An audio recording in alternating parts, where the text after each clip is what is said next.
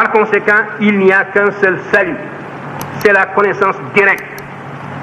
Et aucune paresse ne pourra nous dispenser de cet effort. Il faudra absolument acquérir la connaissance directe. À formation égale, la vérité triomphe. Formez-vous, armez-vous de science jusqu'aux dents, c'est ce que j'ai dit à Obenga.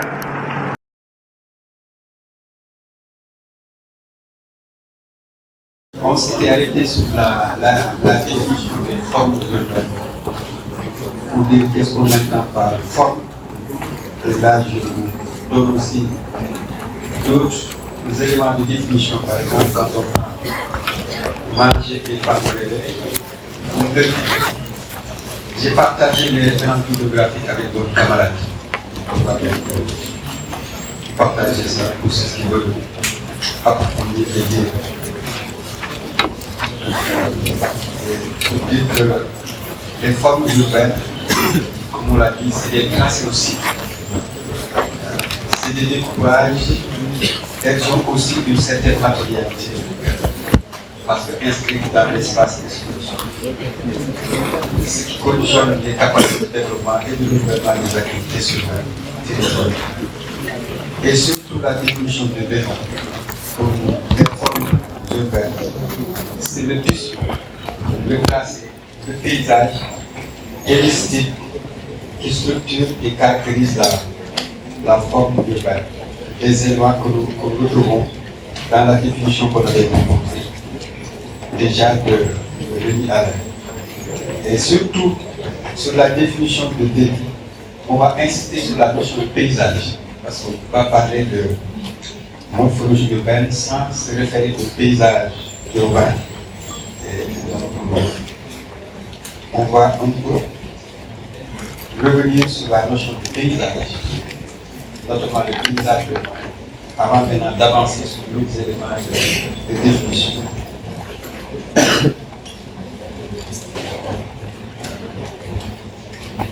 Pour dire que l'analyse du paysage, c'est aussi central en géographie, notamment pas simplement en géographie urbaine. Je pense que notamment en géo-rural, on nous a beaucoup parlé de paysage agraire. Donc comment on analyse ces paysages. Donc c'est un élément aussi constitutif de l'analyse géographique. Mais ici, on va mettre l'accent sur le paysage urbain. Et pour dire ce qu'est le paysage en général. Le paysage, d'abord, c'est ce qui se voit, c'est ce qui se perçoit. C'est une question de perception et de vue d'abord. Ce qui s'offre à nous. Ce qui s'offre à nous quand on est dehors, c'est ça le paysage que nous avons. Et donc, quand on parle de paysage, l'espace est ici, c'est dans sa matérialité. On raisonne en termes de matérialité. Les matériaux utilisés pour concevoir ce paysage, sa texture, ses couleurs, le style, tous ces éléments-là renvoient à la matérialité du paysage. Le paysage aussi, c'est des dimensions. Et le volume, gabarit, silhouette. Si c'est un paysage naturel, on va voir par les espèces que nous avons, de grandeur, de taille, la manière dont elles sont agencées ou non. Dans la ville aussi, c'est la même chose. Le volume, les gabarits, la silhouette du bâtiment. Tous ces éléments aussi participent à l'analyse, à l'appréhension du paysage, qu'on peut regarder aussi à différentes échelles. Si c'est la ville verticale, ou la vue horizontale aussi, le regard qu'on en a change ou varie en fonction de la distance. Par exemple, quand vous regardez une glacière, vous ne pouvez pas vous mettre à 10 mètres pour l'objet. Ça suppose une certaine distance par rapport à l'objet pour pouvoir l'appréhender d'abord en tant qu'objet. Le sujet dans son contexte, si vous le placez dans son ensemble. Et tous ces éléments aussi vont influer sur la perception du paysage. Le paysage aussi, c'est des dominantes. À dominante végétale, à dominante minérale, c'est fortement anthropisé, par exemple. Où la nature a peu de place, on va parler aussi d'un paysage urbain végétalisé. si la nature prend place dans ce paysage urbain comme élément structurant, on va insister sur cette dimension. Mais s'il n'y a que du béton, on va parler de paysage minéralisé, fortement anthropisé. Insister sur cette dimension-là, ou bien pour avoir cette combinaison des deux, du végétal et du minéral. On voit qu'il y a des contextes urbains qui étaient surtout marqués par les paysages urbains très minéralisés, notamment dans les années 60, avec les grands immeubles bâtis pour ces éléments ne sont pas très intégrés dans le paysage. Pour dire que le paysage est aussi multidimensionnel. Il renvoie à des éléments d'ordre patrimonial. Le patrimoine, je vous donne l'exemple seulement du bois sacré. On peut aussi dans le paysage reconnaître certains quartiers par leur identité, par leur architecture, certains bâtiments pour en faire des éléments du patrimoine urbain, national, qui sont préservés et sauvegardés. C'est comme si vous regardez les symbologies qui renvoient à l'histoire du développement arabe, à la CPS, c'est pas qui. Vous regardez une ville comme Saint-Louis, qui est classée patrimoine mondial de l'UNESCO par son architecture.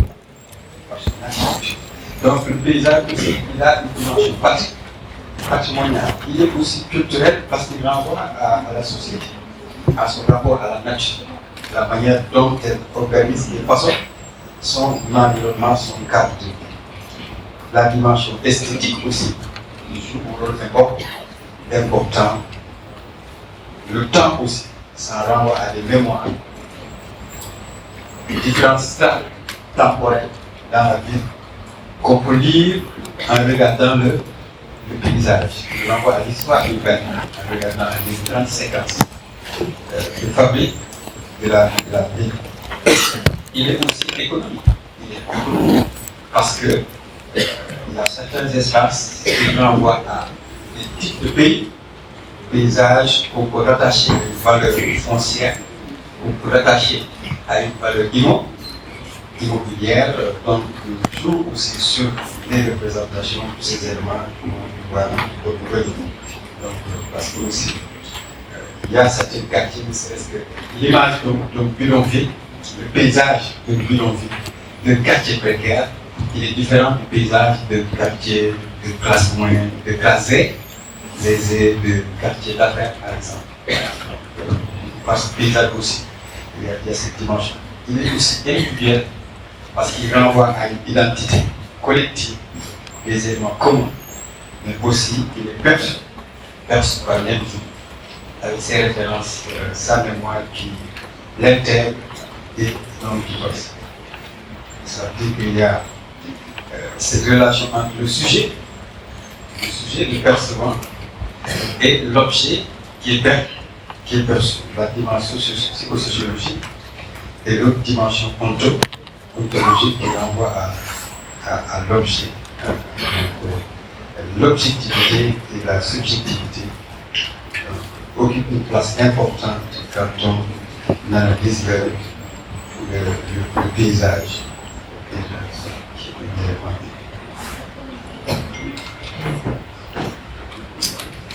Comme aussi, on a des paysagistes, comme on a des urbanistes, on a des aménagistes. Dans la ville aussi, on a des paysagistes, des gens qui ont pour métier le paysage, qui vont fabriquer ces paysages urbains, qui travaillent, qui vont structurer des organismes. Donc, un ensemble morphologique perçu, qui renvoie à une question de point de vue, de perception, de regard, mais également de discours. Le discours. Il est perçu. C'est une question de point de vue, ma position par rapport à l'objet observé. Donc, le point de vue. C'est comme si je suis là, que je sois au centre, que je me mette à côté, ou que je me mette là. Donc, le point de vue va varier. Le point que j'ai. Donc, c'est une question aussi de point de vue. Là où je me trouve pour observer l'élément par rapport à la distance, la position je suis un auteur. Tous ces éléments aussi jouent, donc c'est une question de point de vue, c'est une question de perception. Ce que je perçois, et quand on perçoit, derrière, il y a des filtres, ce qu'on appelle des filtres. Le filtre social va jouer. Parfois, le filtre même socio-économique va jouer. Le filtre même parfois socio-religieux va jouer. Et les gens vont jouer sur ces perceptions pour voir comment ils peuvent s'orienter. J'avais posé ça à une attente comme ça dans la ville à l'office. Par rapport à des marques, quand vous repérez dans l'espace de la ville, qu'est-ce que vous avez comme référence à partir desquelles vous pouvez vous situer? Vous faisiez la cartographie des marques spatiales de Belgique. Mais lui, il dit que ce qu'il voit souvent, ce qu'il a retenu, c'était la pharmacie Sainte-Agnès, donc le commerce temps, parce qu'elle était catholique. Ça veut dire que dans la Bible, ce qu'il gardait comme repère, c'était plutôt les éléments qui renvoient au catholicisme, à sa religion. Ce sont ces éléments-là qu'il a eu comme repère dans la Bible, qu'il voit d'abord. Alors quand tu demandes aux autres, ils vont te dire, ils vont voir c'est Touba, hein, chez Ibra parle comme éléments, un commerce qui est assuré. Donc vous voulez que la question des filtres, qu'elles soient d'ordre culturel, religieux, tous ces éléments vont influer sur la perception qu'on a du paysage devant nous. On ne perçoit pas les mêmes choses selon la culture, selon la culture, la manière peut-être dont on a été éduqué, ainsi de suite. Donc la perception joue un rôle, le regard, mais aussi le discours qu'on a aussi sur ce paysage, pour construire ce discours. Qu'est-ce qu'on va associer à ce qu'on appelle quel langage, quel mot allons-nous utiliser pour le qualifier, pour le décrire, pour l'interpréter et pour l'analyser. Et là, le discours va entrer en jeu. Pour lier l'image observée à un discours, pour donner du sens, mais également pour donner des significations. C'est de là le sens, donc l'objet, la signification qu'on en donne. C'est des éléments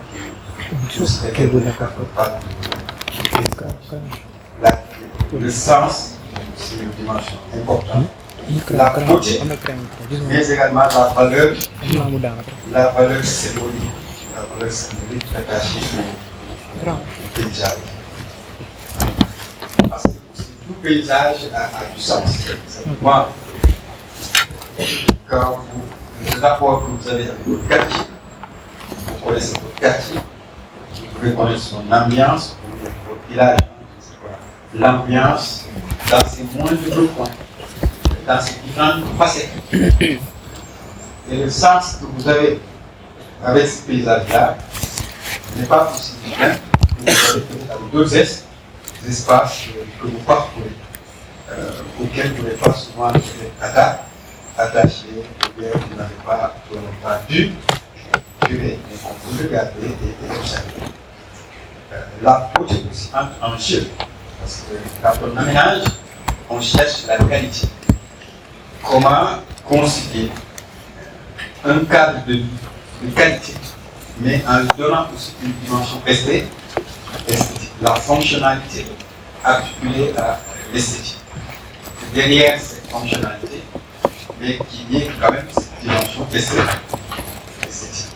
C'est pas pour rien qu'on demande, on a fait concours d'architecture, on demande aux architectes de nous proposer un bâtiment, de nous proposer l'aménagement d'un quartier, ou l'aménagement d'une ville. Il ne s'agit pas qu'elle soit seulement fonctionnelle, mais aussi qu'elle ait du sens, qu'elle ait en tout cas cette beauté, qu'il y ait cette symbolique. Et cette valeur symbolique aussi, elle est assez importante.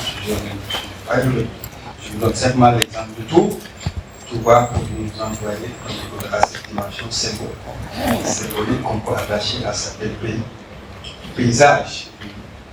Et quand le géographe s'intéresse au paysage, il ne s'agit pas simplement de le décrire, mais de chercher aussi l'essence qu'il y a dans ce paysage. Je pense que c'est Gilles qui le disait, que le paysage ne n'enferme pas en lui-même ses propres réponses. Il faut l'accuser.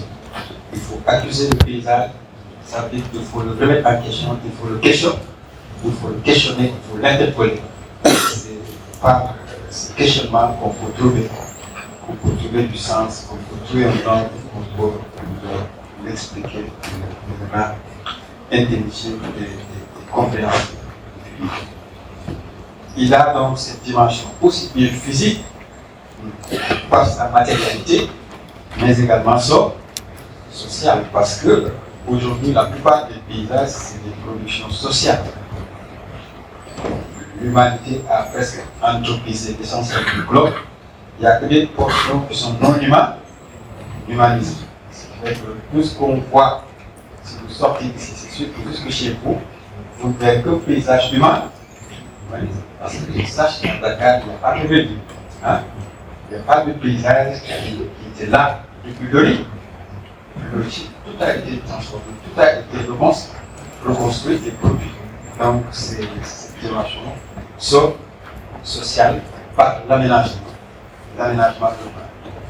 L'œuvre des aménagistes, l'œuvre des urbanistes, l'œuvre des architectes et des ingénieurs qui ont construit, pour les paysagistes qui ont façonné le niveau. Donc, pour montrer que aussi, il y a une volonté, quand on reste des là aussi, de rattacher à cette signification.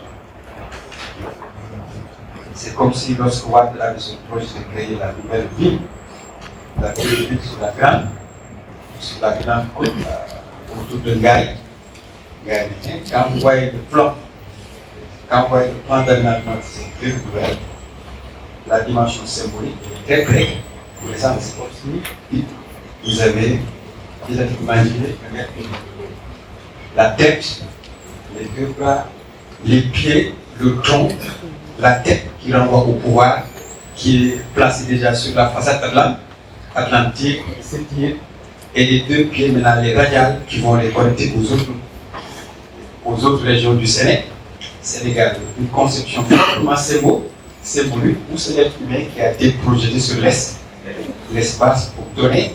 Et sur les quatre côtés aussi, il a utilisé la dimension religieuse pour planter aussi une grande mosquée qui va être la plus nouvelle, l'aspect religieux, l'église de l'autre côté pour renvoyer vraiment à cette dimension symbolique qu'il y avait derrière ce projet pour montrer cet aspect social. Le paysage aussi, c'est des activités, c'est des modes de vie et c'est des comportements. Vous sortez simplement pour regarder une rue dakaroise sénégalaise. Cette rue, elle n'est pas la même quand on regarde la rue asiatique, la rue japonaise, la rue européenne ou la rue américaine. Chacun en fonction de ses modes de vie. Dans nos paysages, on voit qu'ils sont marqués par l'informalité, par exemple. La manière dont l'espace public est occupé. Ce rapport entre le public et le privé donne un paysage spécifique, notamment à ces villes africaines, notamment à ces villes peut-être du sud, qui sont en tout cas différents des paysages qu'on peut regarder, ou bien le paysage des villes arabes avec ses médinas, avec ses souks.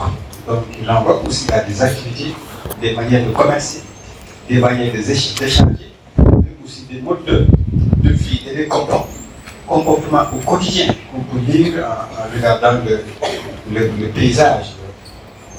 Et le paysage aussi, c'est des sommes d'expériences et d'itinéraires situés par un industrie. C'est comme si je vous demandais de me décrire Dakar, de me décrire Dakar, de me dessiner Dakar. Chacun va dessiner en fonction de ses expériences, en fonction de l'itinéraire qu'il emprunte, qu'il colle vous n'allez pas détruire les espaces que vous ne connaissez pas, que vous n'avez pas pratiqué. Donc, pour l'expérience doit jouer un rôle aussi. Donc, la manière dont j'ai pratiqué, j'ai vécu la notion d'espace V, la notion d'espace vécu, qui va aussi jouer un rôle important pour dire que ici ou là, les espaces conviviaux, les espaces à fréquenter, peut-être les espaces à éviter, ainsi de suite, qu'on conseille à certains, donc par leur intérêt, par leur richesse et par leur. Donc, pour dire que le paysage, c'est une média, c'est une médiation, c'est le médiateur. C'est une médiation. Ça nous lie le sujet avec la vie. Donc, on est dans la relation, c'est un intermédiaire, un médiateur pour pouvoir appréhender la vie dans sa morphologie, dans son organisation. Donc, il est aussi une relation. C'est une relation. C'est une relation. On développe avec ce paysage en tant que médiateur. Il y a une dimension cognitive qui doit partir en jeu. La connaissance de ce paysage, les récits qui sont attachés à ce paysage, la mémoire va entrer en jeu, les guides, tous ces éléments-là vont influer.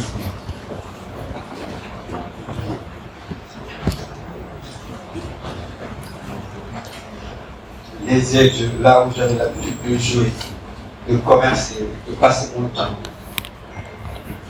Donc tous ces éléments-là vont conditionner la lecture du paysage et l'analyse que je peux en faire. Vous dites que c'est d'abord une relation entre le sujet et l'objet. Le sujet et l'objet, c'est une médiation où la dimension subjective comme objective va entrer en jeu pour pouvoir le lire et l'analyser et le débuter à travers des récits, à travers des histoires. Souvent, les meilleures histoires, on les a, par exemple, dans cette situation. Dans une opération de déguerpissement, ou bien quand on déplace un quartier, il faut simplement que parfois, si on a la chance que les médias passent, la télévision, la radio, et on leur donne le discours et les gens vont parler de ce que représente cet espace pour parfois même des paysages décriés. Mais quand tu écoutes le discours, c'est comme lorsqu'on nettoyait la cité imbécile. Lorsqu'on nettoyait la cité imbécile, donc il fallait écouter le discours des gens. Déjà, quand vous entendez déjà la cité imbécile, déjà ça vous donne une idée de ce bidonville, comment les gens habitaient. Mais quand vous écoutez les populations, ce bidonville, c'est comme s'il n'y avait que de la richesse dans ce bidonville. J'ai laissé mon or ici, mon argent, donc dans les endroits où on n'imagine même pas qu'il y avait autant de richesse, cette diversité dans ce paysage qui, en fait, vous montre leur attachement, l'importance, la signification que cet espace avait, mais parfois aussi la brutalité des modes d'intervention et d'opération. Le paysage aussi, la dimension temporelle, parce que quand on regarde, c'est par rapport à un présent. C'est comme si on actualise, on rend présent des choses qui ont une historicité. C'est comme si quand on regarde Dakar c'était depuis 1854. Donc il y a différentes séquences temporelles qui se sont succédées.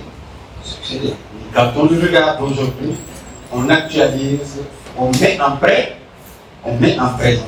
Donc un paysage qui était là, et peut-être qui est construit sur un temps très long.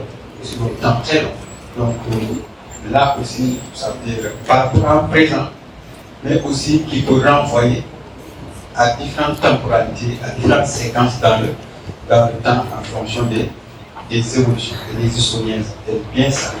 Donc l'histoire urbaine réaliser une analyse à travers les cartes anciennes. Souvent, même si privilégié est loin, vous allez voir que toujours sont importants dans l'analyse morphologique, notamment les noyaux centraux, les villes, cette dimension temporelle, l'histoire qu'on pourrait situer sur les façades, sur le bâtiment, qui nous renvoie à ces différentes séquences temporelles. Le paysage aussi, c'est une expression de la pensée, parce que tout paysage est fabriqué. Quand on élabore un plan et qu'on le projette dans l'espace, c'est d'abord pensé. C'est quelque chose qui a été déjà conçu mentalement, qu'on a essayé de projeter dans l'espace pour pouvoir maintenant matérialiser. Donc c'est d'abord aussi, ça relève de notre politique, ça relève de la pensée, ça relève de l'imaginaire, parfois il y a une dimension imaginaire qu'on va chercher à matérialiser. C'est pourquoi souvent on voit que entre ce qui est pensé et ce qui est projeté sur l'espace, il y a toujours des différences. Il y a des différences. C'est comme si quand on regarde une ville comme Brasilia, une nouvelle pour les Oscars Niemeyer ont conçu un beau plan tout projeté dans l'espace, mais quand vous regardez aussi ce plan, vous allez voir qu'il y a une différence. Il y a toujours une différence entre ce qui est pensé, projeté, et ce qui est matérialisé sur le sol. Même Djamnyadji, Paul Louvain, pour la ville de Djamnyadji, a un bel exemple entre le plan tel qu'il a été conçu et la réalité. Vous allez voir qu'il y a beaucoup de changements dans le temps. Donc, c'est un art aussi de faire la vie. C'est un art, ça doit avoir des compétences, ça doit avoir des savoir-faire. L'aménagiste va d'abord commencer à donner des grandes vocations, comment on va organiser, structurer. L'urbaniste va venir pour créer une composition urbaine. Les architectes vont venir à l'échelle. Le paysagiste va venir. Donc, on va voir que tous ces éléments-là vont participer à la fabrication de ce paysage avec ses allées, ses avenues par-ci, par-là, ces rues sinueuses, tortueuses, par là, ces grandes perspectives, ces bâtiments imposant son architecture. Donc tous ces éléments-là aussi qui renvoient à un art. C'est comme quand on regarde les villes classiques, les villes pharaoniques, les villes du Moyen-Âge, toutes ces villes-là, elles étaient déjà d'abord conçues. Donc, avant d'être matérialisées. Vous les regardez, vous voyez ça. Il s'agit de Tombouctou, il s'agit de Toscane, de l'Italie de la Renaissance. Vous allez regarder donc toujours ce travail-là qui a été derrière cet effort de réflexion pour constituer et élaborer la ville asiatique. Il faut des bacs ici. D'autres négligent ce volet. Aussi, c'est des éléments. Pour dire comment aussi la notion de paysage urbain est aussi centrale quand on analyse les morphologies. Parce que pour décrire ces morphologies, on va peut-être observer des paysages, on va analyser les formes. Cette dimension aussi est centrale en géographie. Et moi je dis même, pour un géographe de l'urbain, c'est d'abord ça qu'il faut cultiver. Cette capacité à observer, à observer la vie, à l'analyser au quotidien dans son fonctionnement, comment il est structuré, comment vraiment créer son boule, et vous vous rendez compte que vous la fréquentez toujours, mais vous ne l'avez pas observé. Quand vous commencez à observer ça, et là vous allez voir aussi vraiment cette relation de la vie. Maintenant, on va revenir sur les outils de description des formes urbaines. Pour décrire les formes urbaines aussi, on a besoin d'outils pour décrire, pour pour analyser ces paysages et ces formes. Et les premiers outils, c'est les cartes. Les cartes, les photos aériennes, les images satellitaires, ou bien même les photos aussi que vous prenez aussi. Pour vous donner des liens sur des pays, sur des paysages. Toujours avoir un bon appareil photo pour pouvoir démontrer comment aussi les paysages évoluent, notamment dans les. Pour l'avoir dans un paysage donne et regarde. Même dans la journée, à une échelle d'huile, le même espace. Vous êtes là, vous regardez ce qui se passe entre 6h et 8h, entre 10h et midi, 14h, 16h, 18h, 20h, jusqu'à 22h. Sur ce même espace, vous pouvez voir qu'il est utilisé différemment. À chaque moment, vous allez voir des populations types qui vont passer, qui vont le marquer et passer. Donc, ce qu'on appelle la description dense. Sur une journée, vous regardez le paysage et vous allez voir ses ambiances, ses rythmes, ses usages en fonction du temps. Rien que sur une journée, en observant un regard donc pour l'analyser.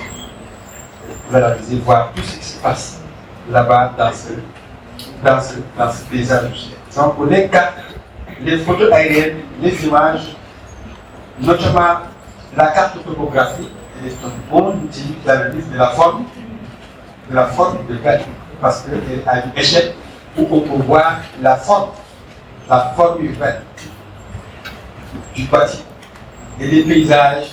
Donc, ces cartes aussi sont utiles. Les images satellites, aujourd'hui Google Earth, donc, est là pour ça. Google Earth est là pour ça, pour aller zoomer, regarder une ville, l'analyser, l'observer, voyager avec les images, regarder ces villes, comment elles sont organisées, structurées.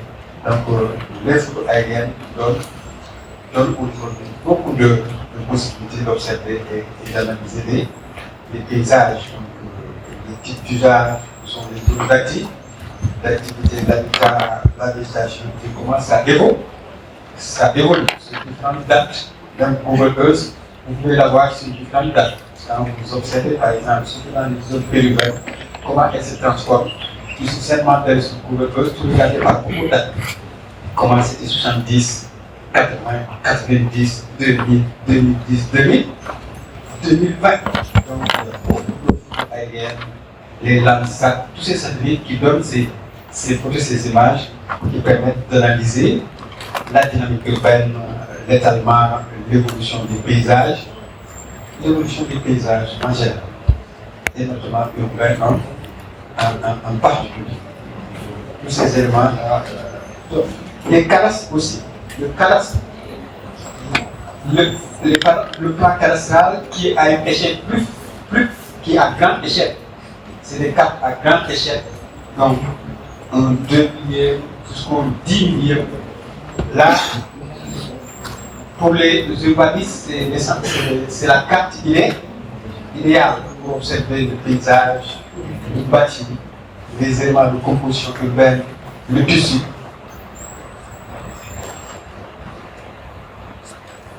Pour les villes qui disposent d'un système cadastral, donc c'est notamment comme Saint-Louis par exemple, ou Dakar, on en a des éléments, on peut en avoir des éléments assez riches. Dans d'autres contextes, ils en ont beaucoup, et parfois ça donne une idée sur vraiment l'histoire de la ville dans le temps, en fonction des évolutions. Il faut observer donc le parcellaire, comment le parcellaire a évolué par exemple. Comment le parcellaire a évolué dans le temps, depuis le début. S'il y a eu des changements, des recompositions, enseignements, assemblage, le cadastre permet de le dire, hein, c'est parcellaire. Et les voies, les emprises bâties, mais aussi les propriétaires, hein, et les lotissements. Parce que dans le cadastre, ils ont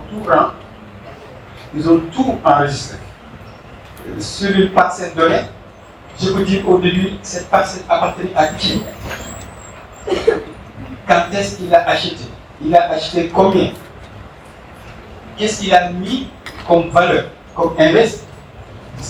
Après, qui a hérité ce bien? Il a revendu à qui? Quand? À quel prix? L'autre, comment il a transformé dans les bordereaux analytiques. Par exemple, des types de propriété, on a toujours toutes les transactions, la date de chaque transaction, qui sont à l'origine de ces transactions, quel est leur taux, quel est leur profil, pour qu'on puisse voir ces mutations foncières à travers ces différents acteurs, comment évoluent ces propriétés, comment évoluent aussi les prix, les marchés fonciers, le parcellaire, ça, ces informations existent, même si c'est difficile parfois d'y accéder. Informations aussi sur les transformations du bâti, comment on est passé par exemple à la Médina, de la baraque à un habitat dur. Maintenant on voit à ces immeubles qui sortent de terre, R+7, R+. Je regarde le secteur et je peux analyser cette information, ces évolutions en lien avec les prix, les vendeurs, tout ça. Donc on dit que les cadastres, souvent on a des mines d'or aussi là-bas, pour ceux qui s'intéressent à l'immobilier qui est au foncier, etc. La représentation en 3 dimensions, aujourd'hui les technologies sont tellement avancées qu'on peut regarder les choses différemment. Vous allez sur Dakar, vous allez sur Google, vous pouvez parcourir une bulle, hein. Vous pouvez parcourir une bulle avec les images des 3 dimensions, observer, tout ça, on peut le faire. Notamment grâce aux nouvelles technologies de l'information et de la communication, pour pouvoir visualiser les plans, les coûts, les élévations, les formes, faire des modélisations, les édifices. Tout ça, on peut le faire. Par exemple, moi, je suis allé sur le net, hein, pour Dakar, simplement quand on prend le secteur de point E à deux dimensions, ce que ça nous donne, pour avoir une idée de la trame. De la trame de ce secteur, comment il est structuré, comment il est organisé.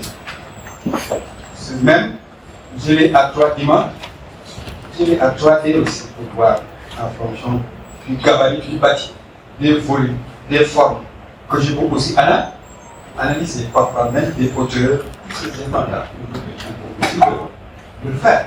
Donc il y a beaucoup de choses qui sont disponibles, notamment gratuites, sur le net.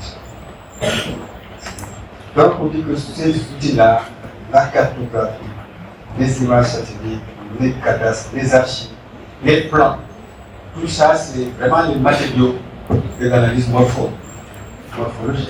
C'est des matériaux qu'il faut avoir en plus de l'observation des paysages qu'il faut avoir dans les chiffres.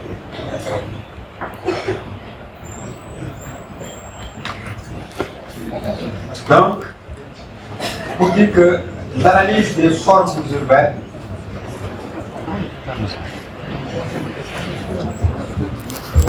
c'est une question de méthode, mais également de résultat. Je ne peux pas vous laisser le temps de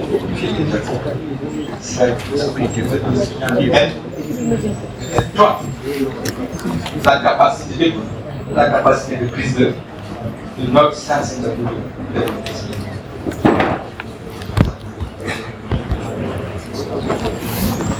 l'analyse des paysages des morphologies urbaines. On peut en faire aussi une analyse typologique. On va analyser les types de plans, le type de parcelles, l'air, le type de bâti qu'on peut faire et pouvoir établir maintenant des classes des classements par type. Donc l'analyse typologique occupe une place importante aussi dans la morphologie.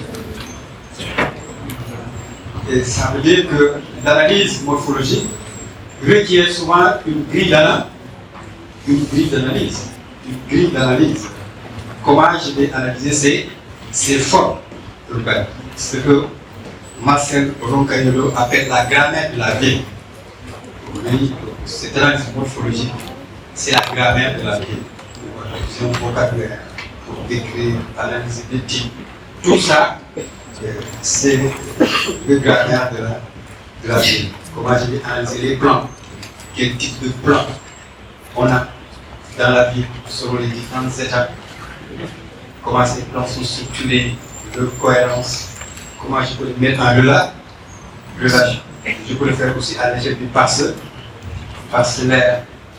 Je peux aussi analyser le bâti, en faire une typologie, l'habitat de cour, l'habitat de type baraque, l'habitat de type étage, F+1 appartement. Donc je peux en avoir différents types que je peux analyser, classer, organiser, et voir aussi les combiner dans un secteur donné. Est-ce que j'ai ces différents types? Ou bien est-ce qu'il y a un type dominant?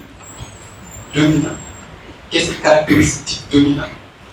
Si c'est dans des zones irrégulières d'habitat précaire, quel est le modèle d'habitat dominant que je peux analyser, décrire, après les mettre en relation? Je peux analyser le plan, analyser le parcellaire, analyser le bâti, et après interroger les trois. Comment ils s'articulent, le plan, le parcellaire et le bâti. Et donc je fais aussi une analyse commune.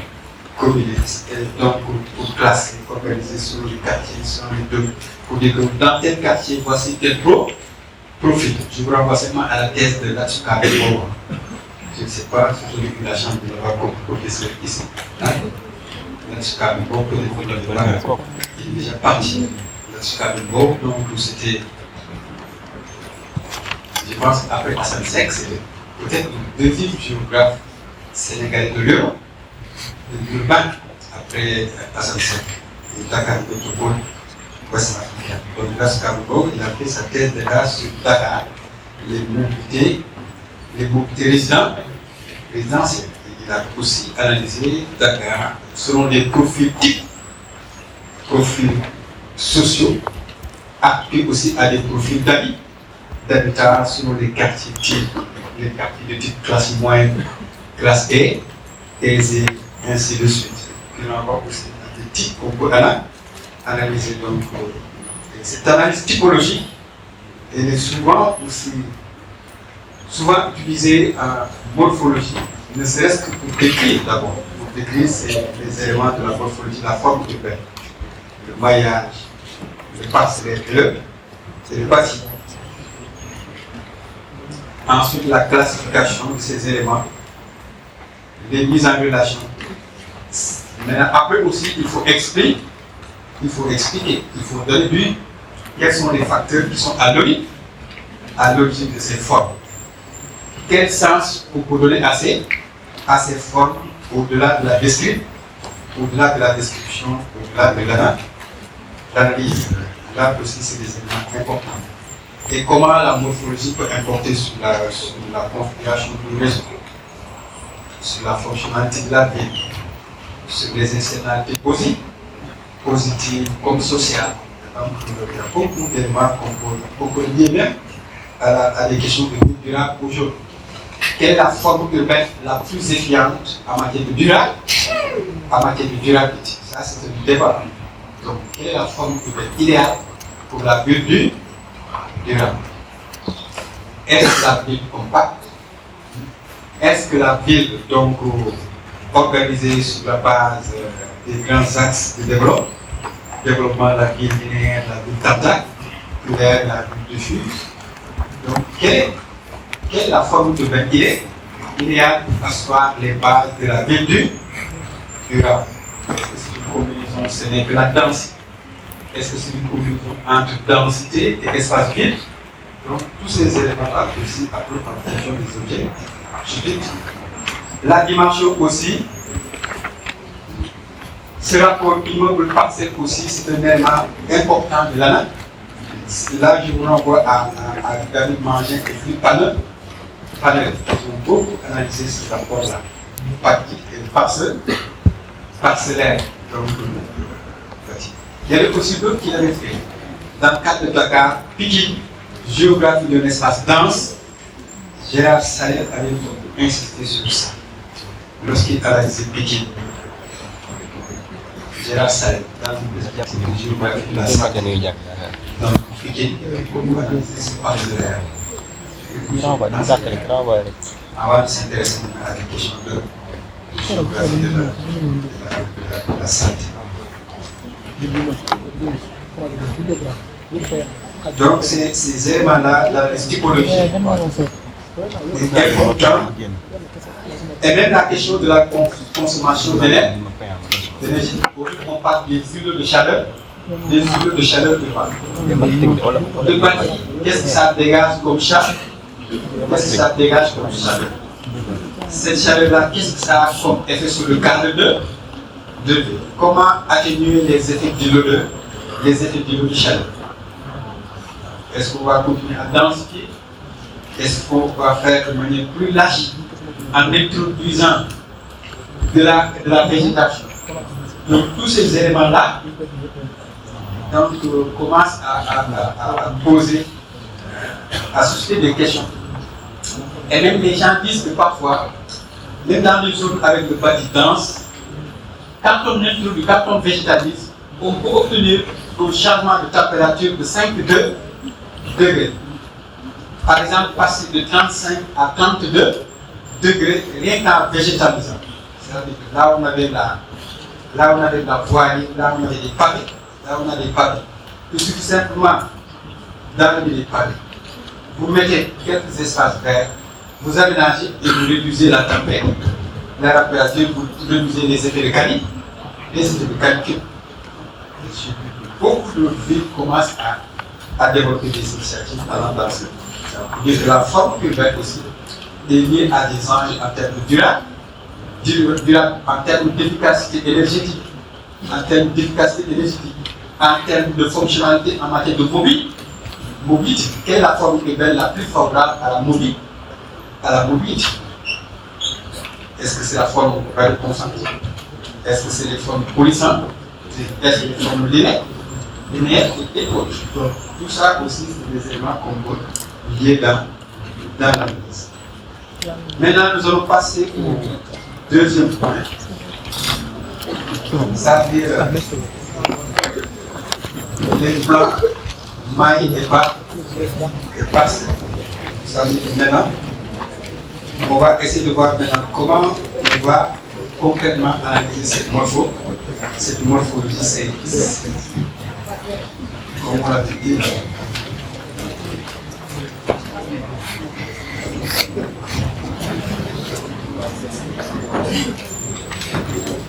Et on va le faire à trois niveaux. Au niveau de l'agglomération de l'aire urbaine, ce qu'on appelle la macroforme. C'est-à-dire qu'on va s'intéresser à la forme de l'agglomération sans gêner, sans s'intéresser au détail. Quelle est la forme globale. Après maintenant, avant de zoomer sur le plan de la ville, et ensuite une autre échelle pour voir aussi le maillage, le découpage. C'est trois niveaux d'analyse. On va voir que selon chaque niveau, on verra qu'il y a des manières d'analyse. Sur quoi on va mettre l'accent. Et quel type de forme on peut lier à chaque niveau pour analyser la forme urbaine. Ce que nous dit après dans le propre. Donc, à l'échelle d'abord de l'agglomération, de la structure urbaine, de l'organisme urbain et de l'aire urbaine en général, avant maintenant, c'est au plan et à se déclinaison. Et pour cela, d'abord, il y a des cadres d'interprétation sur lesquels je ne vais pas mettre l'accent. notamment pour expliquer les formes urbaines. Il y a différentes théories qui ont été développées.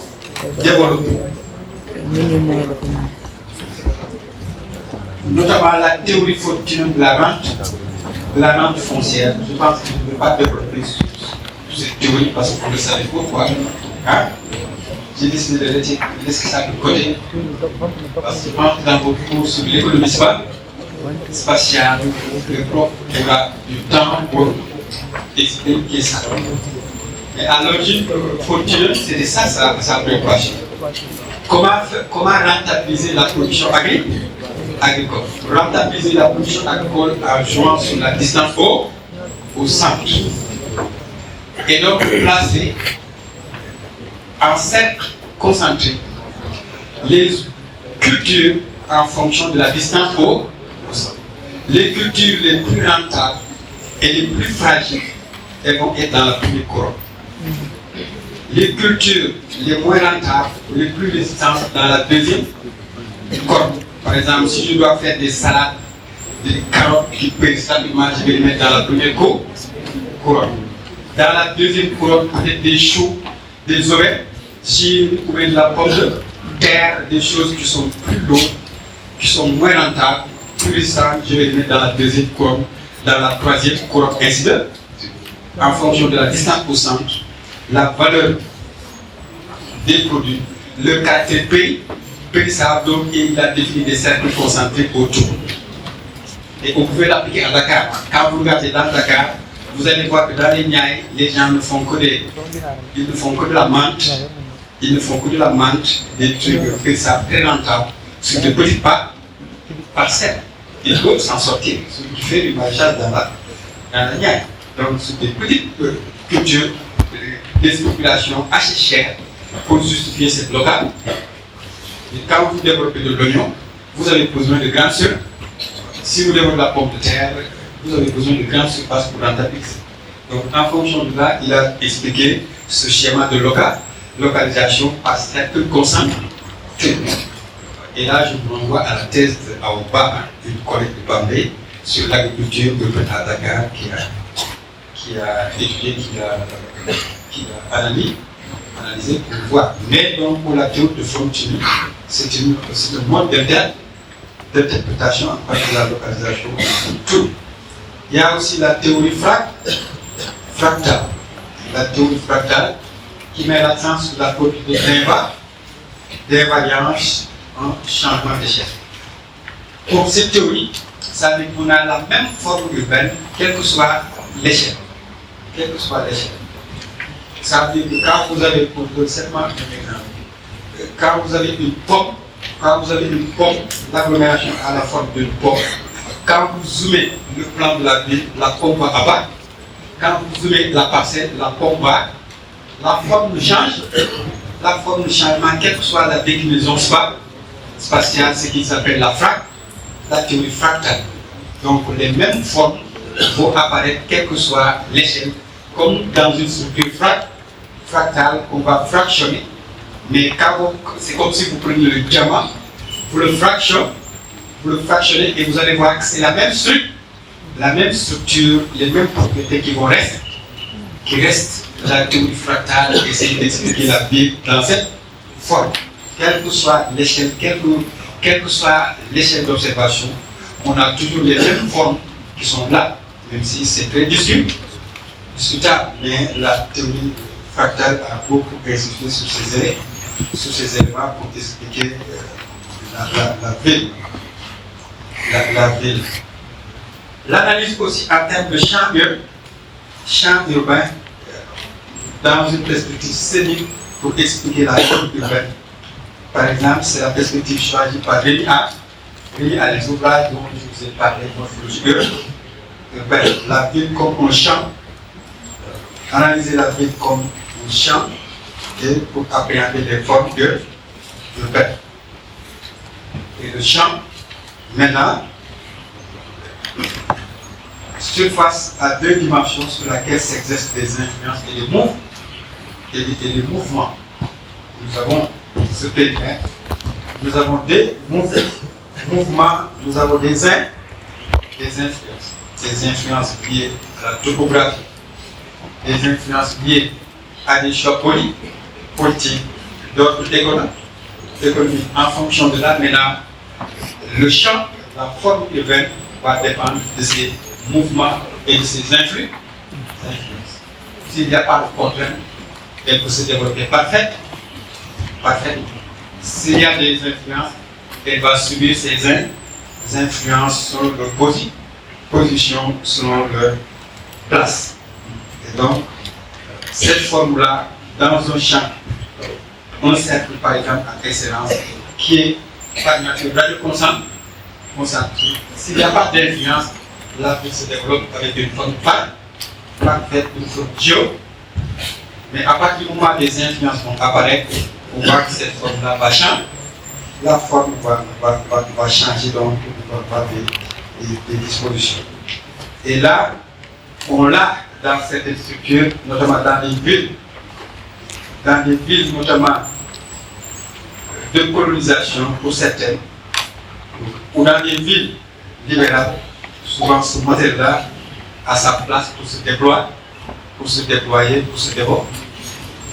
Alors que dans d'autres contextes où la question de la sécurité va jouer l'important, on va voir d'autres éléments qui vont venir pour influencer l'évolution de la forme de gouvernement qu'on organise. Maintenant, dans ces perspectives, ça veut dire que si on a la présence d'obstacles, ça va se traduire par une déformation. C'est comme si vous avez votre ballon de foot, votre chambre à partir du moment où vous le tuez, même si vous rafistolez, la forme va changer. Elle ne va plus être la forme pas. Si vous mettez un mouvement aussi, ça va distordre la forme qui va aussi changer de nature. Donc ça dépend des fonctions qui sont exercées selon l'axe d'exertion de cette pression qui va donner lieu à différentes formes dans la ville. Et on peut avoir aussi des éléments, notamment qui peuvent être liés à la topographie. La ville qui est tronquée par les fronts d'eau, quand vous avez la présence de la mer, quand vous avez la présence de lac ou d'un grand fleuve, vous allez voir que la ville va se développer dans toutes les directions du champ. C'est comme si Dakar, la mer est là, elle ne peut pas se développer à l'ouest. Déjà, elle est bloquée. Donc son développement est tronqué. Elle ne peut se développer dans les autres directions. Donc, le mouvement ne peut aller que dans le sens. Donc, elle ne peut pas avoir une forme circulaire, par exemple. Ou bien, peut-être la forme d'un arc ou d'un demi-cercle, selon l'assise, la configuration géographique de cette topographie. Donc, ce qu'on peut avoir. Buenos Aires, Chicago, donne des exemples. Kinshasa, Congo, Brazza, deux capitales qui sont séparées de presque 2 km, séparées par le fleuve Congo, deux capitales les plus proches au monde, deux capitales qui sont de part et d'autre, mais séparées par ces éléments de forme. Donc, pour expliquer aussi ces éléments qui peuvent déformer la tâche urbaine, des éléments qui peuvent désorber et donner lieu à une dissymétrie. Kinshasa, c'est une métropole de 20 millions d'habitants. Ça n'a rien à voir avec Brazza. Vous pouvez aller sur le net, vous comparer, vous observez Kinshasa et Brazza. Brazzaville, de part et d'autre du fleuve Congo. Vous allez voir que là-bas, c'est une forme gigantesque qui est différente de l'autre forme qui explique ces dissymétries aussi, avec une frontière, ou des frontières aussi apparaît pour expliquer cette dissymétrie dans le développement de la forme. Là aussi, l'effet de frontière peut jouer sur ces déséquilibres. Là, on l'a par exemple Strasbourg-Quelle, c'est deux villes, Quelle la ville allemande, Strasbourg la ville française, séparées par le Rhin, de part et d'autre. un effet de frontière, un effet de limite, et où aussi on a cet effet de discipline.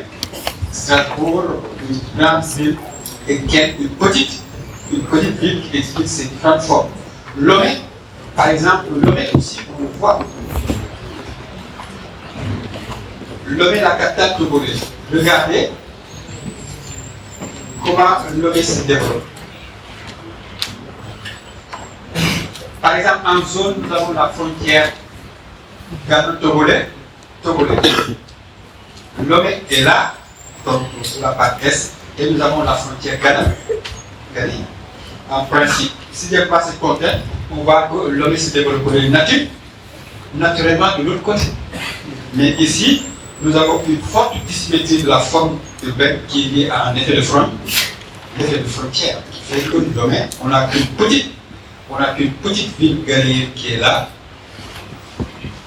qui est juste là à côté de Lomé, Afadao, mais qui n'est rien comparé à l'autre, parce que simplement nous avons une capitale sur une zone frontalière qui se développe, où nous avons aussi cet effet-là d'étirement. Sinon, on pouvait avoir un effet d'étirement le long du golfe de Guinée avant qu'on ait un développement axial sur radial maintenant vers le nord, dans le côté lagunaire, donc qui explique par exemple ces effets de frontière qu'on peut avoir dans ces cas, avec les chemins de fer qui ouvrent sur deux radiales d'une ville qui se développe vraiment vers le nord, sur un axe littoral en direction du nord, parce que contrainte de ce passage géographique par aussi, qui va se développer, qui combine une contrainte d'autres topographies, mais une contrainte administrative qui explique son développement qu'on a sur une forme déséquilibre. On peut aussi avoir ces deux effets qui peuvent jouer sur la macroforme. L'effet d'axe de transport et l'effet de site.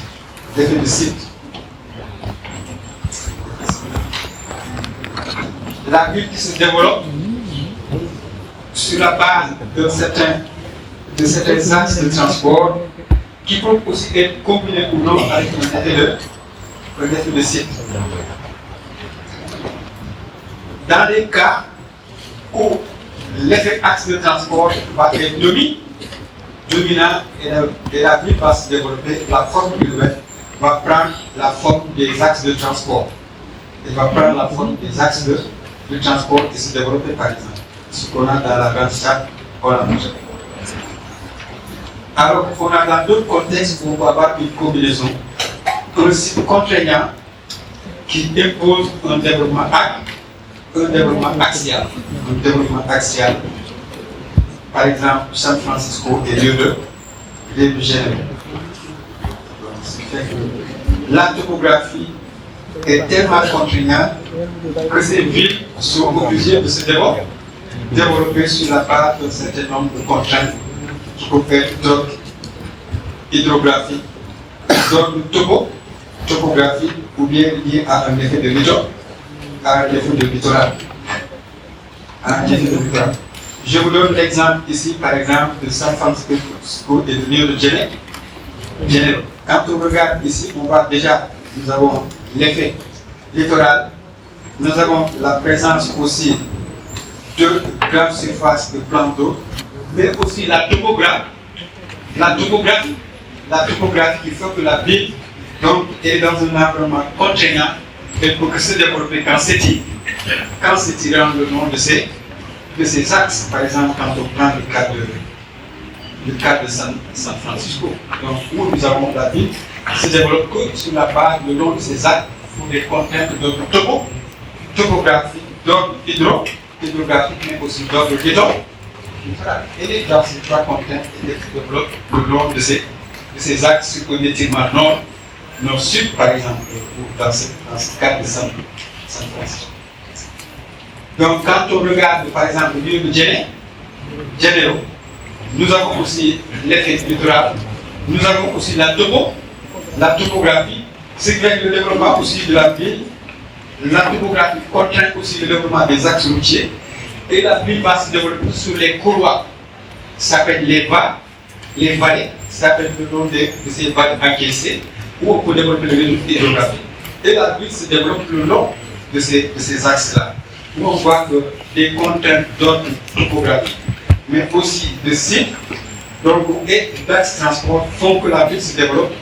D'abord le long du littoral, et ensuite maintenant le long des grands axes, notamment en direction du nord, du nord-ouest, pour prendre ces contours-là, donc le développement de la ville, pour exister aussi des éléments où nous avons ces effets aussi de contexte qui peuvent être liés à ces contraintes d'ordre topographique.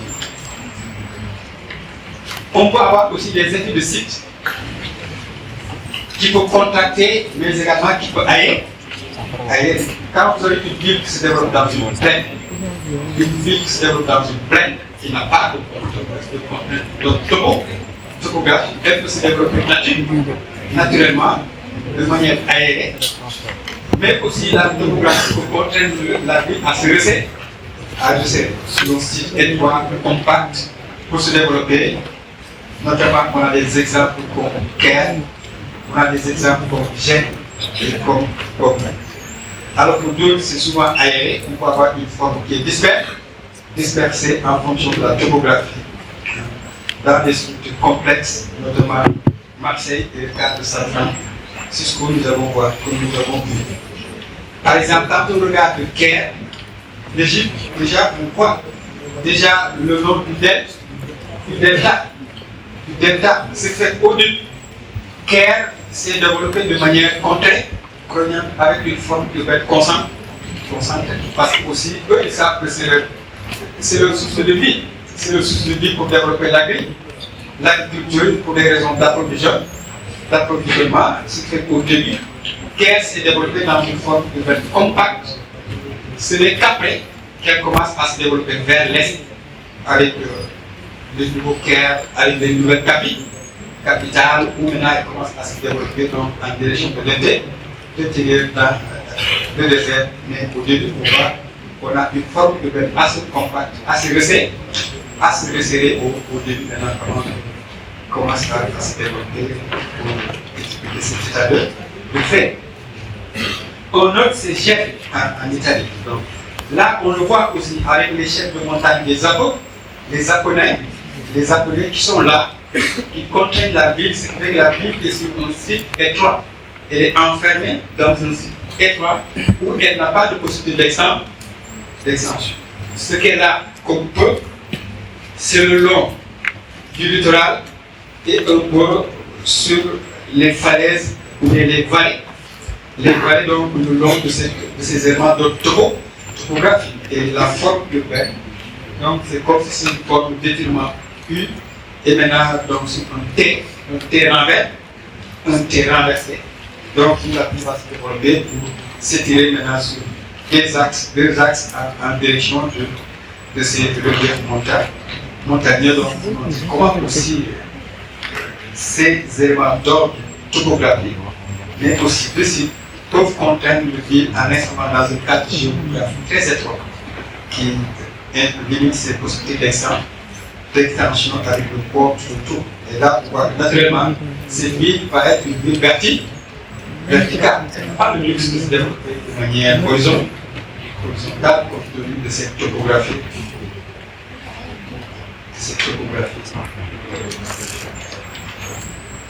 On peut aussi avoir l'effet aussi des systèmes de transport sur la forme urbaine qui va en fonction de la densité et du degré d'extension de l'étalement urbain. On peut avoir un développement urbain vraiment orienté sur des éléments liés aux axes de transport. Les axes de transport, ça va être un effet de l'autoroute qui va couvrir des couloirs, les grands axes routiers. Ça peut aussi être lié au développement des réseaux ferroviaires qui vont expliquer donc cet étirement le long de ces grands axes, favorisant un développement suburbain.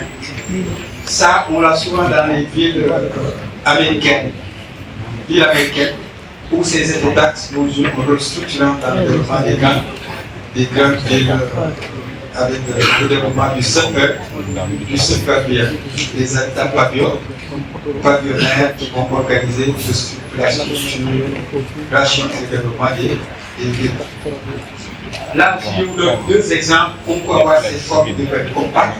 Ça, par exemple, c'est le cas en Afrique du Sud, sur une baie, une très belle baie, dans le Cap en Afrique du Sud, mais aussi dans une zone au relief montagne qui pose à la ville des contraintes du Cap, au point que la ville va se développer dans cet espace-là, dans un cadre géographique congénial qui va resserrer la forme urbaine compacte dans une structure assez complexe de développement. Nous l'avons aussi à Marseille. Marseille, ça va se traduire par une forme urbaine éclatée, avec la topographie et l'effet littoral. L'aéroport Magnan est de l'autre côté. La ville va se développer ici. Nous avons les ex en province qui vont se développer de l'autre. Donc, on a une forme urbaine assez éclatée, donc une structure complexe pour la ville qui ne s'est pas développée en continue par ces effets liés à son site, mais également à des éléments d'ordre topographique, avec des calanques, qui font donc que la ville a une forme urbaine assez complexe dans son développement. On n'a pas une continuité, mais des noyaux éclatés maintenant reliés et connectés par des axes de transport.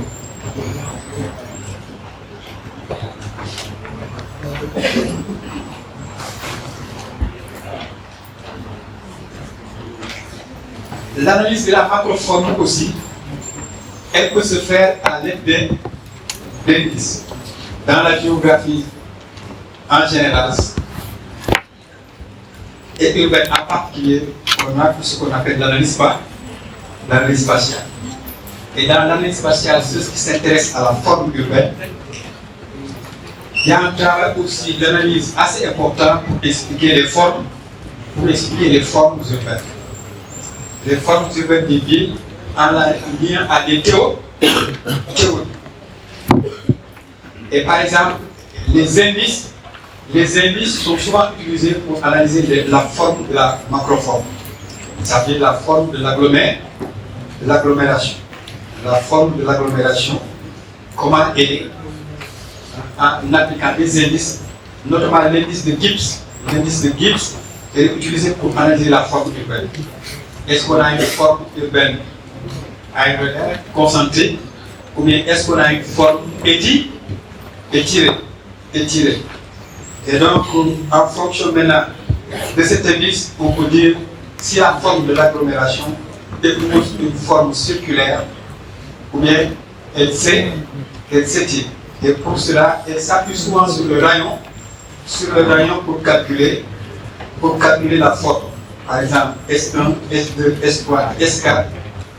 Par exemple, pour dire que donc A, l'air, on va multiplier R sur 0,282 fois P.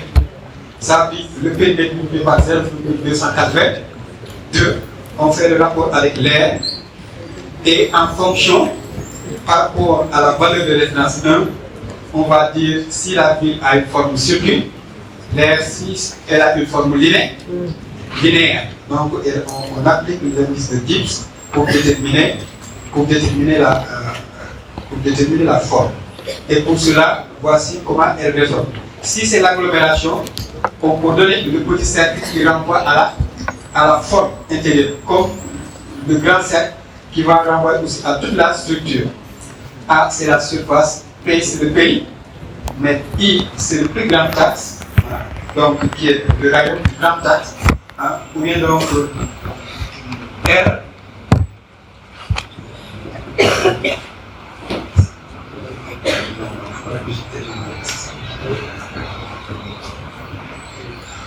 Donc, et en fonction de ça, on voit que si la ville se développe sur la base d'une forme circonscrite ou linéaire.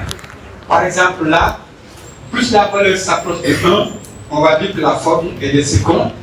Et là, on a une forme concentrée, plus elle s'approche de 0, la ville s'étire le long d'un axe. Pour dire qu'on a une forme urbaine étirée, une forme concentrée. Donc l'indice de Gibbs, c'est pour dire la forme de la ville selon qu'elle se développe sur une forme concentrée ou bien sur un étirement sur la base de cette valeur. Donc, si la valeur s'approche de 1, la forme elle est concentrée. Plus elle s'approche de 0, on a un effet d'étirement. Donc c'est surtout ça qu'il faut retenir de l'indice de Gibbs. Donc en appliquant la formule donc S1 par exemple, l'air divisé par 0,2 par périmètre. Si on prend le grand axe, ça va être S2, l'air 0,866 fois L, qui est le grand axe qu'on va multiplier par 0,866 pour expliquer un peu la forme ouverte avec l'indice, notamment l'indice de Gibbs pour appréhender la forme de verbe. Son caractère concentré ou son caractère linéaire. Donc ce sont les deux éléments de l'intérêt de l'indice de Gibbs. La forme linéaire ou la forme concentrée en ayant 1 comme valeur de référence.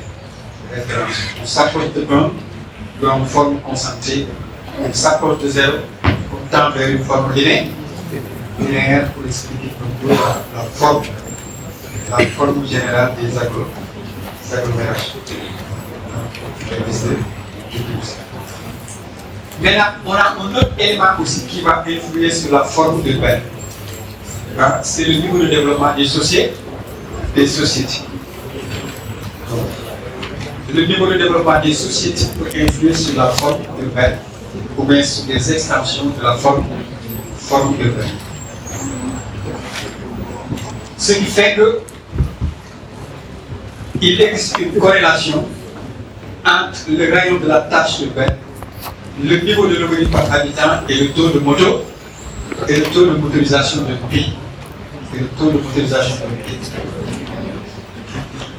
En principe, on va dire que plus le pays est développé, généralement plus les gens sont motorisés, plus la consommation de carburant est élevée, donc ça veut dire plus les gens sont distants des lieux de travail, donc la forme de la ville va s'étirer. Parce que la mécanisation va jouer sur la forme urbaine. S'il y a plus de possibilités d'acquérir une voiture, les gens ont de plus en plus tendance à habiter très loin. Donc, de ce fait, ça va influer aussi sur la forme urbaine qui va être de moins en moins resserrée pour avoir une forme urbaine étirée ou diffuse. Et ça, les villes, c'est l'exemple des villes américaines. La ville américaine, c'est vraiment la ville du virus. On n'a pas des formes urbaines assez resserrées qui sont développées le long de l'automobile, le long des axes routiers des autoroutes. Et même en France aussi, les statistiques le montrent. On avait une densité de 58 habitants à l'hectare en 1957. En 88, elle est tombée. Elle est passée à 38 hectares. 38 hectares. 38 habitants à l'hectare. Montrer comment ça se dédensifie. Ça se dédensifie, donc ça peut se traduire par un besoin accru en espace. Par exemple, on est passé de 170 mètres carrés par habitant à 295 mètres carrés. C'est comme si vous prenez les ratios en termes de consommation d'eau. Vous savez que dans les pays sous-développés, vous avez en moins 30 litres par habitant. Dans les autres pays développés, vous avez 300 litres par habitant. Donc, il montre aussi le niveau d'écart par rapport à ces besoins. Ici aussi, c'est la même chose. Par exemple, aux États-Unis, le ratio est supérieur à 500 mètres carrés. Ça veut dire que là-bas, en moyenne, chaque habitant, avec si on calculait, on mettait un rapport le rapport entre la surface de l'agglomération et la population, on va fonctionner avec un ratio de plus de 500 mètres carrés par année. Prenez le cas de Dakar, rapportez 550 km² par 4 millions d'habitants. Vous allez voir. Dans la banlieue comme Yeumbeul, on est à plus de 10 000 habitants au kilomètre carré. On est à plus de 10 000 habitants au kilomètre carré. Donc, on est à plus de 10 000. À Dakar, la moyenne, c'est 7 000 habitants au kilomètre carré. Donc, pour montrer la forte densité qu'on a ici, par exemple, comparé à d'autres villes comme Abidjan, sont moins denses. On a une ville très dense sur le plan du peuple, en termes de peuplement, pour expliquer ces variables. Et lorsque l'autoroute à péage a été ouverte, mais on a vu l'effet sur l'extension de Dakar. Tous ceux qui ne voulaient pas sortir de Dakar avec les problèmes de la nation nationale, ou pour faire Dakar, parce que vous pouvez le faire en 2 heures, 3 heures. Avec l'autoroute, vous pouvez le faire en 45, 1 heure. Maintenant, les gens habitent Mbour. Les gens habitent même Thiès pour venir à Dakar. Parce que, donc, il y a ces moyens de communication qui permettent le report. Donc, les gens vont habiter plus loin. Et donc, la ville va aussi s'étendre. Donc, pour montrer ce rapport aussi entre ces niveaux de développement et la forme. Et là, les pays arabes, les pays arabes, là-bas, c'est des villes autoroutes. On a de grands axes de communication parce qu'ils ont l'argent pour se payer de grandes voies, de grosses voitures, de grosses lignes, pour se déplacer. Peut-être dans les jours où les espaces urbains, peut-être le transport collectif ne va pas avoir un élément. Il y a aussi des phénomènes de société. Dans les sociétés, par exemple, occidentales, c'est l'effet de la décortication et du véhisme. Donc, quand on décore vite, même au Sénégal, on commence à décorer vite. Avant, dans une concession, vous pouvez retrouver 2 ou 3 gênés. Maintenant, maintenant, tous les jeunes couples vont aller chercher un appartement pour s'éloigner de la famille. On veut être à l'aise, on veut éviter les histoires avec les belles-sœurs et ainsi de suite, avec les belles-mères. Donc, on cherche à s'éloigner pour être locataire d'abord. Donc, cette décortication aussi va jouer sur la forme urbaine parce qu'elle va se traduire par des besoins en logement. Et qui dit besoin en logement dit besoin en surface. Donc, ça va se traduire par une extension des formes urbaines avec la décohabitation. Donc, ça veut dire le développement de ces ménages à taille de plus en plus réduite.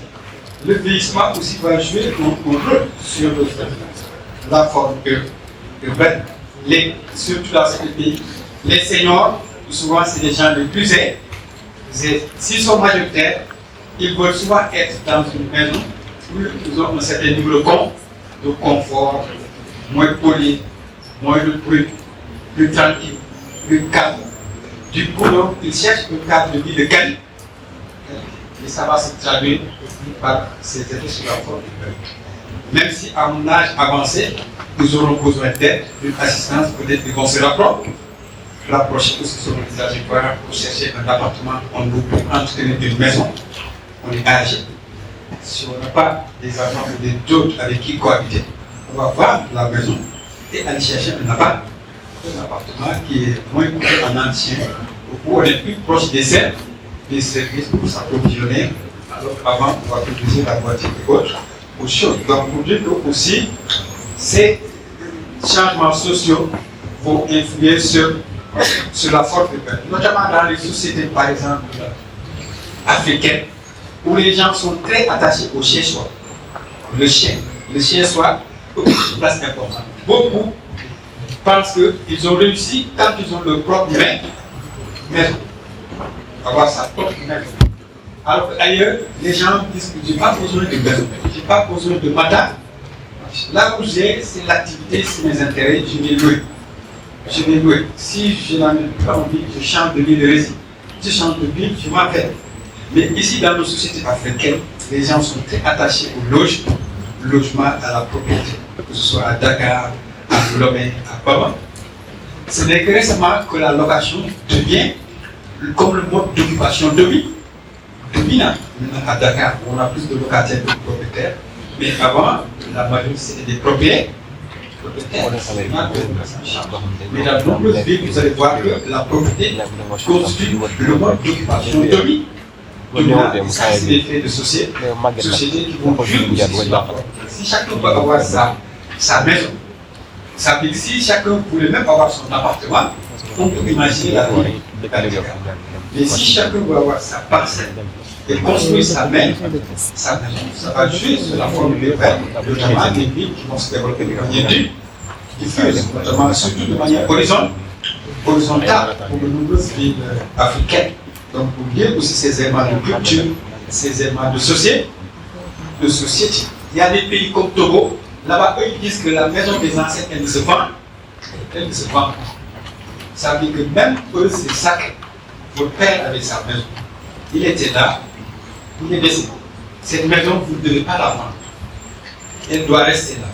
Soit vous allez l'occuper, et vous aussi, vous devez aussi chercher votre maison. Mais c'est sacré dans certaines sociétés. Et là, on va favoriser ces formes urbaines aussi de notre assez diffuses. L'exemple aussi des villes soviétiques, pour dire le modèle social. Là-bas, c'était le modèle collectiviste. Ce n'était pas la question de la propriété. C'est l'État qui vous loge. Donc, ce n'est pas la propriété individuelle qui était dominante, mais le modèle d'habitat collectif. Et ces éléments aussi vont jouer sur la forme urbaine. Quand vous regardez les villes ukrainiennes que les Russes bombardent, vous allez voir qu'il n'y a que des immeubles qui sont bombardés pour la plupart, et rarement des maisons individuelles parce qu'on a souvent des formes d'habitat vertical assez imposants qui renvoient à ces modèles. Donc, pour des pays en développement comme le modèle de Dubaï et autres, ça c'est des modèles de développement assez consommateurs d'espace. Vous pouvez aller sur le net, vous zoomez, vous voyez simplement comment Dubaï se développe. D'abord sur le littoral vers l'été, vers le désert. Et ces grands projets imposants gigantesques qui se développent de part et d'autre. Par exemple, là, je vous donne l'exemple d'une ville qui montre ce modèle soviétique, c'est Cluj. Cluj-Napoca, en Roumanie.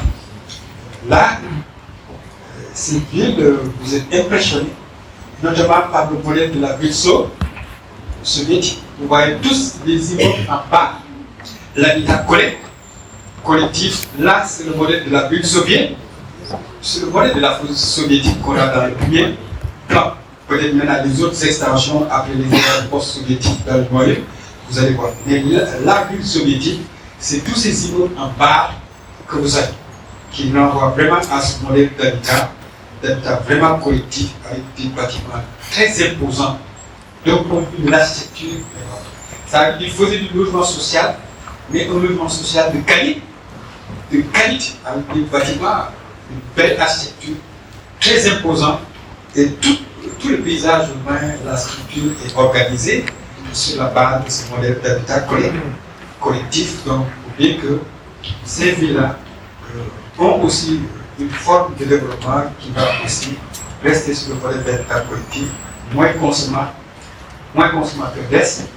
d'espace et plus aéré. Donc, je donne aussi un exemple de Cluj, je prends Stalingrad, les plus modernes, comme les Stalingrad, comme Leningrad, et vous allez regarder aussi ces villes, c'est des modèles assez typiques pour ces terres, pour montrer comment aussi la culture, les croyances, les formes d'organisation des sociétés vont influer aussi sur les modèles d'habitat, notamment l'habitat de groupe et autres.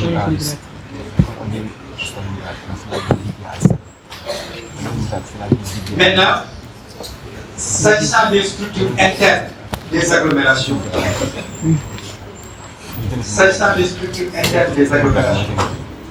des modèles aussi ont été utilisés pour analyser et expliquer ces agglomérations. Comment elles sont organisées, comment elles sont structurées.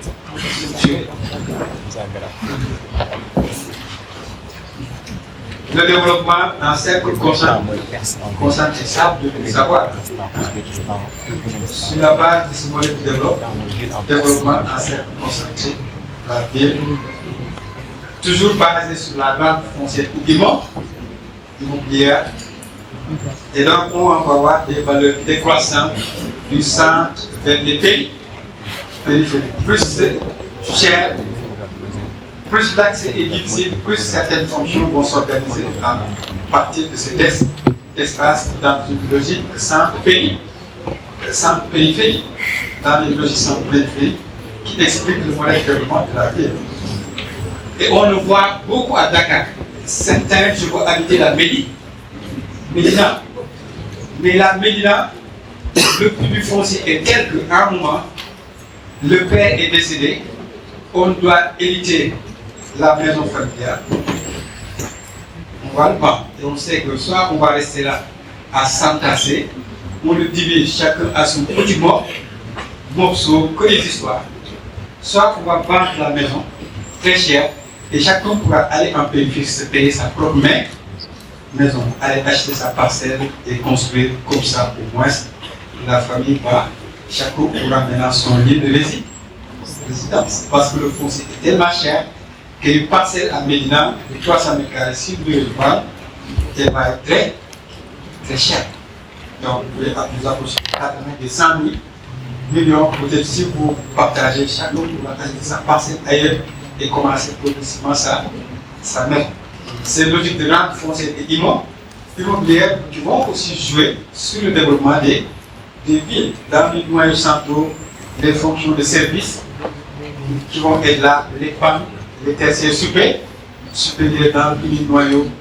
Dans le deuxième, on va avoir un habitat haut de gamme avec un certain nombre d'activités, l'habitat locatif par exemple dans la troisième corps, ainsi de suite. Donc, on va voir ces dispositifs qui vont aussi jouer sur l'évolution des formes urbaines. Avec des effets d'inertie, mais aussi d'alternance ou de changement. Parce qu'aussi dans la ville, il y a des secteurs qui ont leur valeur et qui gardent cette valeur. Là, on va parler d'effet d'inertie. C'est comme le plateau. Le plateau, il est là. Même si on a construit Djamnyadi pour délocaliser, le plateau va garder sa valeur. Ça veut dire que le mètre carré qui coûtait 500 000, 800 000 francs le mètre carré. Ou donc, il faut, pour avoir 150 mètres carrés, il faut des millions. L'appartement, c'est 100 millions, ainsi de suite. Donc, qui explique des valeurs foncières très chères, avec une image très positive, des valeurs immobilières fortes et une forte image. Et cet effet d'inertie peut durer tant que l'image du plateau n'a pas changé, tant qu'elle ne s'est pas popularisée, donc elle reste, et je pense qu'elle va rester pour des décennies encore, compte tenu donc de cet effet d'inertie de certaines moyens, de certaines formes, par leur valeur, par leur image, par leur qualité, pas les qualités. Parce que dans le plateau, je n'ai pas risque d'essayer d'inondation. Et nous connaissons pas le problème d'inondation. Il y a les réseaux, tout est là, il y a les services, la voile. Donc ces valeurs qui font qu'elles sont toujours attractives. Donc ces effets d'inertie. Dans d'autres aussi, on peut avoir des changements. La forme urbaine faut évoluer en fonction des contextes. Contexte de croissance, contexte de stagnation.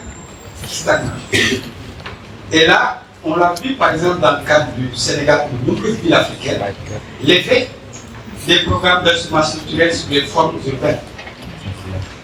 Lorsque l'État est entré en crise, il a perdu le contrôle de la ville.